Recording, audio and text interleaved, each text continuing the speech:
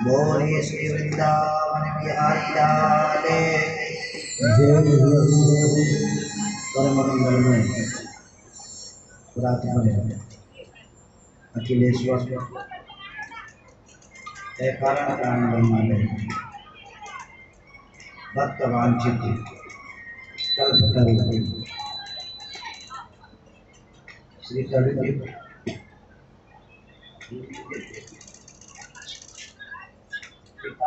श्री बालकृष्ण लाल की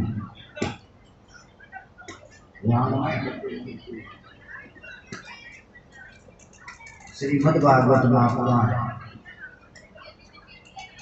जिनका आज भागवत जी की कथा का जालिया ग्राम में तृतीय दिवस है और तृतीय दिवस का दीवा का द्वितीय पैर है। आइए आज की कथा प्रारंभ करने से पहले कुछ पर भगवान का नाम संकीर्तन करने में डाली सेवा करते हुए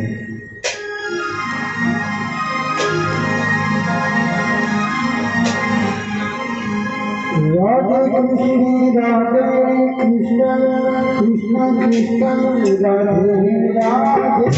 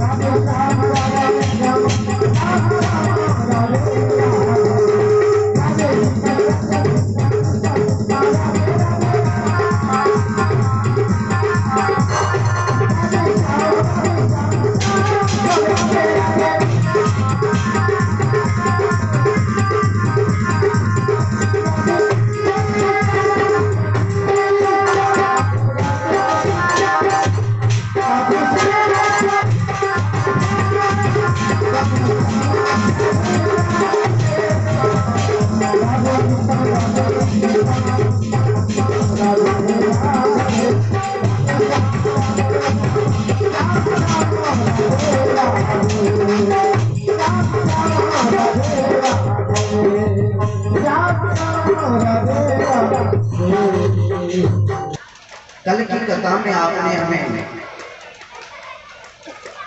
कपिल देव की समाधि की कथा सुनाई है।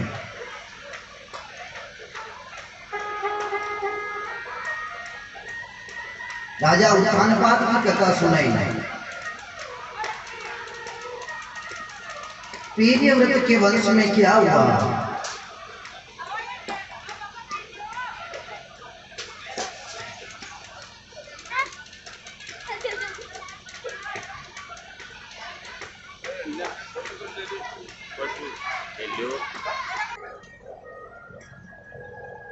ऐसी बातें समझाई रहे थे कि उसी समय 100 में से 89 पुत्र उसी समय विरक्त हो गए और ऋषभ देव जी भी अपने पुत्र भरत को राजगद्दी पे बिठाया और वो भी जंगल की तरफ निकल गए भगवान का भजन करने के लिए। अब ऋषभ देव जी भगवान का भजन करने के लिए जंगल में गए। तब पास वाले गांव के मनुष्य आने लगे और महाराज जी से पूछने लगे, महाराज जी मेरे बेटा नहीं है, मेरे पोता नहीं है, या मेरे घर में लक्ष्मी नहीं है, या मेरे घर में ये कष्ट है, ये दुख है, ये पीड़ा है। ऋषभ देव जी ने सोचा कि इन सबको छोड़कर तो मैं यहाँ जंगल में आया हूँ, आया किस लिए, भगवान का भजन करने के लिए। और यहाँ इन गृहस्थी जीवन के जनमानुष आते हैं, ये प्रश्न करते हैं, तब हम भगवान का भजन किस समय करेंगे। तब ऋषभ देव जी ने मुंह में एक छोटा सा पत्थर रख लिया और दुनिया वाले प्रश्न चाहे लाख प्रश्न चले, लेकिन वो बोले ही ना आए। 2, 5, 10 दिन हुए, बोले ही ना आए। वापिस गांव वाले जो भी आवे, सुबह आवे, शाम को लौट कर वापिस चले जावे, तो भैया ये तो बाबा बोले ही ना। और वास्तव में संत वही संत होता है। देखो, बहता हुआ पानी अच्छा लगता है। पानी अगर एक जगह ठहर जावे तो वो पानी अच्छा लगे ना लगे, क्योंकि अगर एक जगह पानी ठहर जावे तो उस पानी में बदबू आने लगता है। बहता हुआ पानी अच्छा लगता है और घूमते फिरते हुए संत महात्मा ही अच्छे लगते हैं।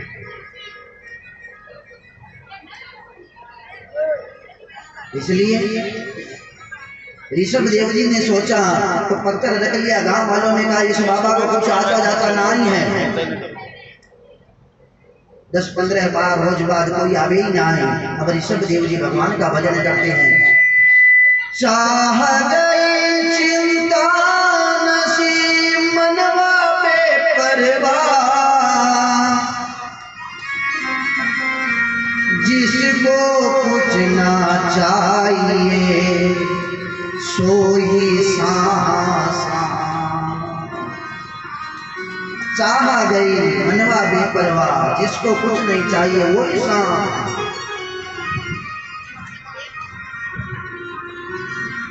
पिताजी चले गए, नवासी भाई थे वो चले गए, बाकी 11 बचे। 11 में से 10 भाई भी विरक्त हो गए।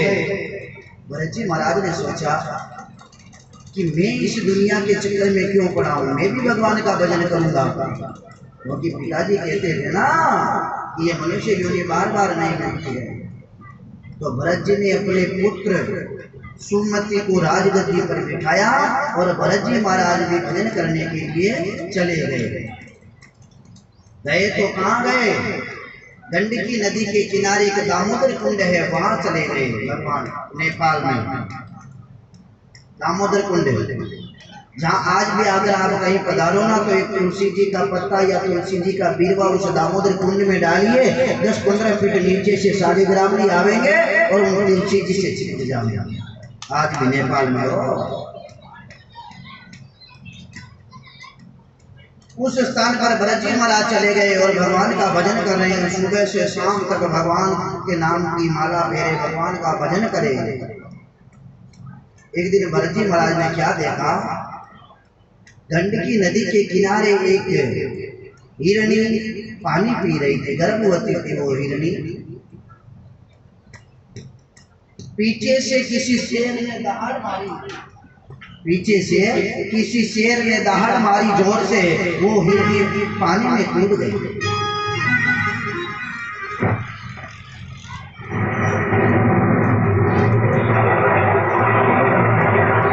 वो हिरणी पानी में कूद गई।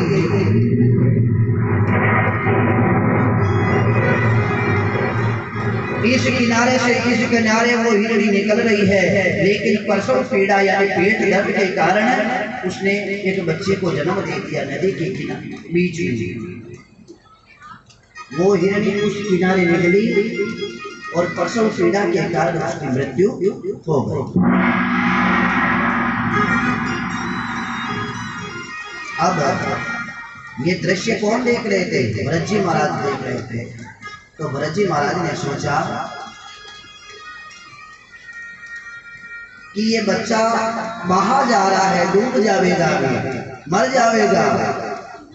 अरे बहते हुए को बचाना और डूबते हुए को बचाते हैं, वही तो संत महात्मा होते हैं जी।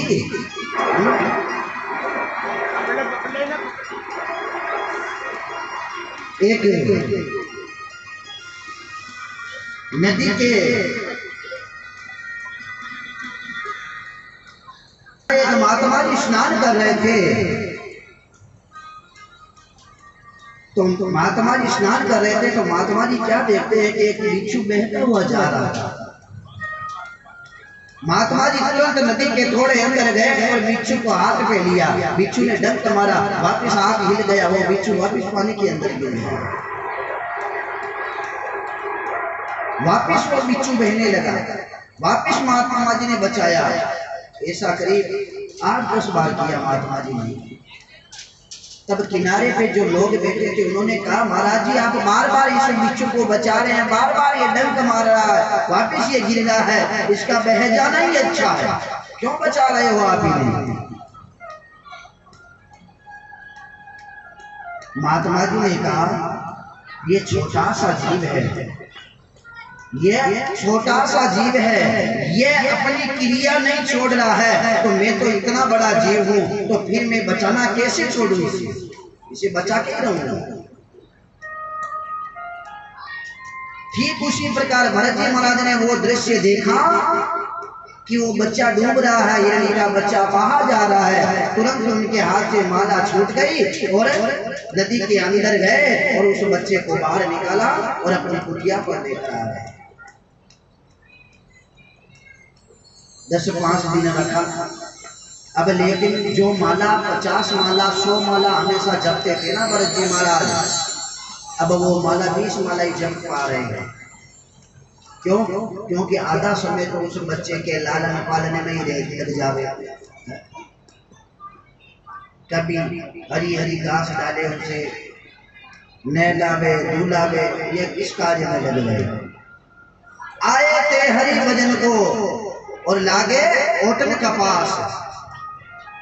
घर छोड़कर क्यों आए? हरि भजन के लिए आए, लेकिन यहाँ उस हिरणी के बच्चे में लग गए, उसका लालन पालन करने लगे। हाँ, बचाना चाहिए, लेकिन 10-5 दिन रख लेते, बाद में वापिस हिरणों के झुंड में छोड़ देते। लेकिन उन्होंने मन में यह सोचा कि कहीं जंगली जानवर खा न जाए, इसलिए अपनी कुटिया में रख लिया। धीरे धीरे वो जैसे वो हिरणी का बच्चा बड़ा होता गया, उनका लालन पालन में अब इधर माला कम होती गई।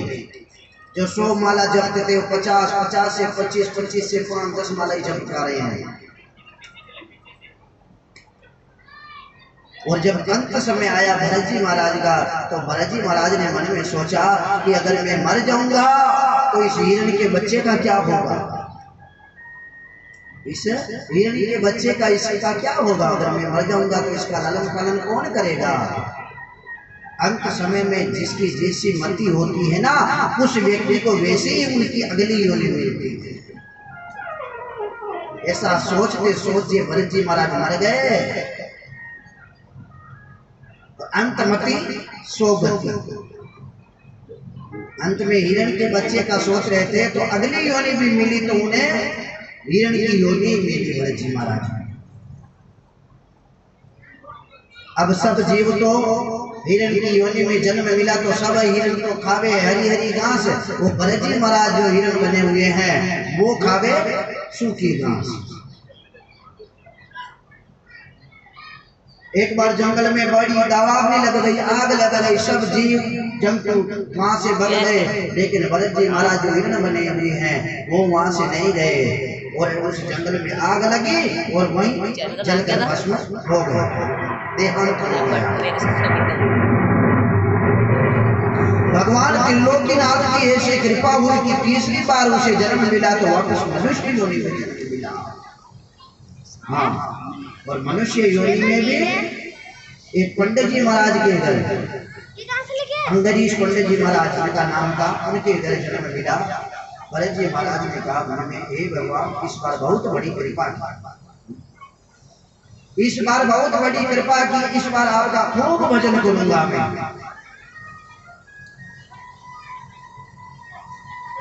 क्योंकि पहली वाली योनि निकल गई, भजन करने गया था, लेकिन हिरण के बच्चे में लग गया मन।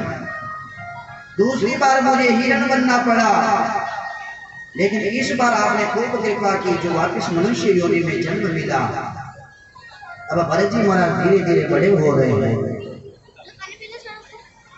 थोड़े बड़े हो गए, 5-6 साल के हो गए, तो पिताजी उन्हें गायत्री मंत्र सीखा भरत जी महाराज को।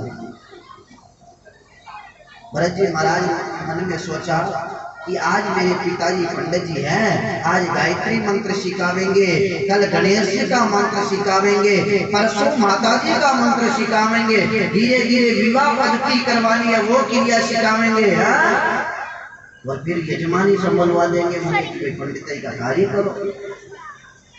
लेकिन मैं करने वाला नहीं। पिताजी कहकर थक कर मर गए, लेकिन भरत जी ने एक मंत्र भी याद कर नहीं सुनाया। अगर सुना दूंगा तो कल दूसरे मंत्र की करेंगे, परसों तीसरे की करेंगे, इसलिए एक मंत्र भी नहीं सुनाया। पिताजी थक हार कर मर गए। भरत जी महाराज जवान हो गए, बड़े हो गए। अबे भाई और भौजाई घर में राज है। अब भरत जी महाराज को जो भी काम करे ना, काम करे ही ना। अब भौजाई है, घर में गर्म रोटी बनावे, वो तो खिलावे अपने पति देव को, और भरत जी महाराज को सूखी रोटी खिलावे, सुबह के शाम को खिलावे, शाम की रोटी सुबह खिलावे। फिर भी भरत जी महाराज तो मोटे तगड़े हो रहे हैं और उनके पति देव बिगड़े पटले हो रहे हैं।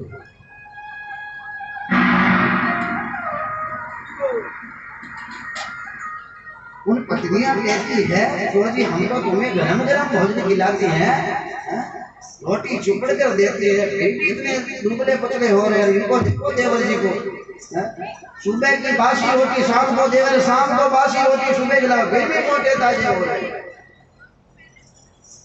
भाइयों ने कहा हम खेत में जाते, ये तो यहीं बैठा रहे, कुछ काम ही ना करे।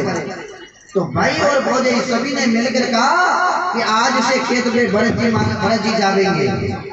अब भरत जी को खेत में भेज दिया, कहा कि भाई खेत में बुआई हो रखी है, कहीं चिड़िया आवे दाना चुगना ले जावे, इसलिए कहीं चिड़िया को बैठने नहीं देना खेत में।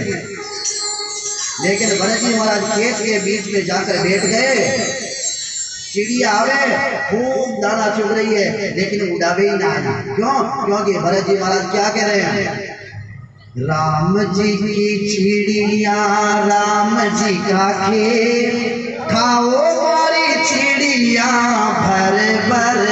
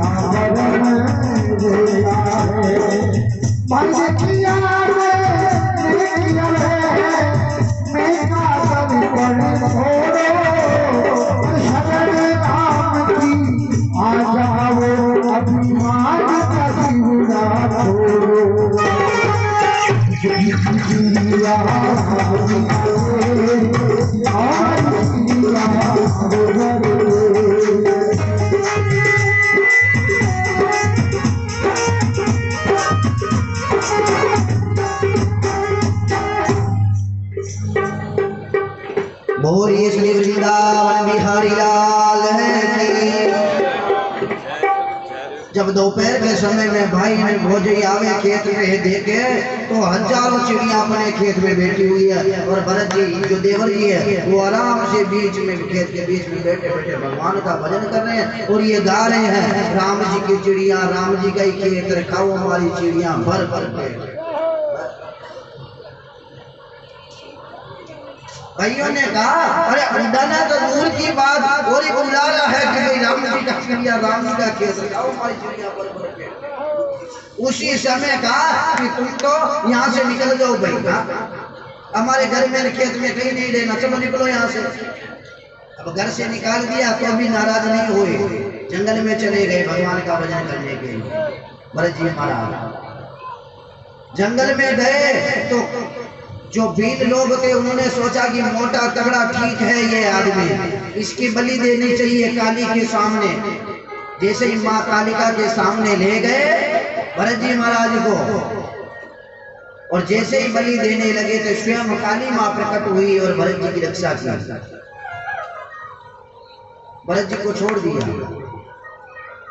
भरत जी महाराज चले गए। अब भरत जी को भीलों ने पकड़ा, दुखी नहीं हुई, माँ कालिका ने छुड़ाया, राजी नहीं हुए। जैसी अवस्था है वैसे ही और निकल गए वापिस आगे की तरफ। सामने से एक राजा रघुगण आ रहा था, राजा रघुगण आ रहा था,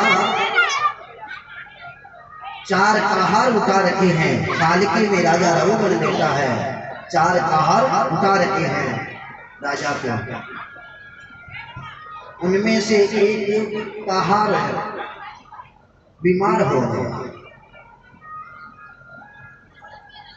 उन्होंने कहा कि राजा क्षमा कीजिए, मेरी तबीयत ठीक नहीं है, मैं पालकी में आपके एक तरह में नहीं लग पा रहा हूँ, मेरे शरीर में कष्ट है, तकलीफ है, पीड़ा है। तो राजा ने कहा कोई बात नहीं, जो भी सामने से कोई आदमी आवे उसी को ही लगा दो। वो सामने से जड़ भरत जी आ रहे थे। भरत जी महाराज वो 3 कहार जो थे उन्होंने कहा भैया इधर आओ। जैसे ही भरत जी पास में आए और भरत जी जैसे ही पास में आए तो वो कहार है पालकी उठाकर एक कंधे पर लगा दिया भरत जी। एक तरफ भरत जी, 3 तरफ तीनों कहा। अब आगे आगे भरत जी जब चले ना तो 5 हाथ आगे देख कर चले। कोई छोटी सा जीव आ जावे, कोई छोटी सी चींटी भी आ जावे ना तो तुरंत वो भरत जी उछलते हैं। अब भरत जी उछले तो पालकी में जो बेटा राजा रघुगण है उसके ऊपर सिर पर धड़ाम से लगे। राजा ने कहा ठीक से चलो। तीनों कहारों ने कहा कि राजन हम तो ठीक से चल रहे हैं, लेकिन ये जो नया कहार अभी लगाया हुआ है ना ये ठीक से नहीं चल रहा, ये उछल उछल कर चल रहा है। राजा ने कहा अरे भाई धीरे धीरे चलो, सीधे चलो, इतना उछल उछल कर मत चलो। लेकिन फिर भी कोई चींटी आवे वापस उछले तो राजा के सिर पर वापस लगे ऊपर। राजा ने कहा, अरे भैया इतना मोटा तगड़ा हो फिर भी चलकर चला भी नहीं जा रहा, तुमसे उछल उछल कर चल रहे हो। मैं कह रहा हूँ मेरे सिर पर लग रहा है, लग रही है, आप सीधे चलो। है? 2-5 बार कह दिया फिर भी आपको पता ही नहीं चल रहा। इतने मोटे तगड़े, इतना हष्ट पुष्ट शरीर है और चला भी नहीं जा रहा है। भरत जी महाराज ने मन में सोचा कि अगर राजा रघुगण को वापिस में जवाब नहीं दूंगा, उत्तर नहीं दूंगा, तो दुनिया वाले यही कहेंगे कि भरत जी महाराज जिनकी पाल की ज्योति ना वो राजा ऐसा का ऐसा ही रह गया। तुरंत भरत जी महाराज रुके, वापिस पाल की कंधे पर लगी हुई है, वापिस मुड़े और भरत जी महाराज कह रहे हैं राजा रघुगण से कि राजा, मोटा होना, पतला होना, लंबा होना, ये सब शरीर का नियम है, ये सब शरीर का नियम है। और राजा शरीर का संबंध किससे होता है मैं बताऊं आपको। भरत जी बोले कि शरीर का संबंध इंद्रियों से हो रहे, और इंद्रियों का संबंध हो बुद्धि से। शरीर तो है, जैसे आपका शरीर है, हमारा है, सबका है, लेकिन इस शरीर को चलावे कौन? इंद्रियां चलावे। इस शरीर की पूजा भी करवावे तो कौन? इंद्रियां। लेकिन सबसे खतरनाक इंद्रिय है ये जीव, सबसे खतरनाक है ये इंद्रिय जीव। ये जीव चावे ना तो आपका पूजन भी करवा देवे, और ये जीव चावे तो आपके जूते भी लगवा देवे। हो ये सब जीव बात। आप कोई ऐसे बोली बोल दोगे, गलत बात कह दोगे किसी दूसरे मनुष्य को, अरे बोली का गाँव तो भर भी जाता है, लेकिन बोली का गाँव नहीं भरेगी। अगर आपके कोई आदमी गोली लगा देवे हाथ पे, पैर पे, वो घाव तो महीना 2 महीने में भर भी जाएगा। लेकिन कोई व्यक्ति गोली का घाव लगा देवे, कोई ऐसी अटपटी बात बोल देवे, तो वो घाव मरण पर्यंत तक नहीं भरता है।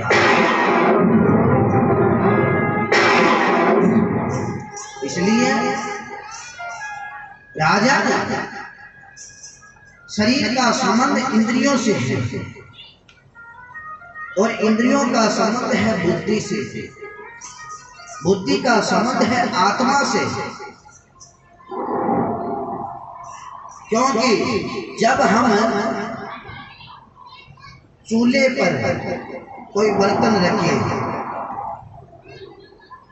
और बर्तन में पानी डालते हैं, फिर उनमें चावल डालते हैं, तो अग्नि का संबंध हुआ बर्तन से, बर्तन का संबंध हुआ पानी से, पानी गर्म हुआ तो पानी का संबंध हुआ चावल से, तब जाकर वो भात बनता है, चावल तैयार होते हैं। ऐसी जब बातें कर ही रहे थे कि राजा रघुगण तुरंत नजर दौड़ाई कि भाई ये है कौन ऐसी, ये कहा ऐसी ज्ञान की बातें कैसा कर रहा है। तुरंत उस पर नजर सही तरह से नजर डाली तो कंधे पर जनेब है, चुटिया है, मस्तक पर चंदन लगा हुआ है। तुरंत वो राजा रघुगण पालकी से नीचे कूदा और भरत जी के चरणों में लेट गया।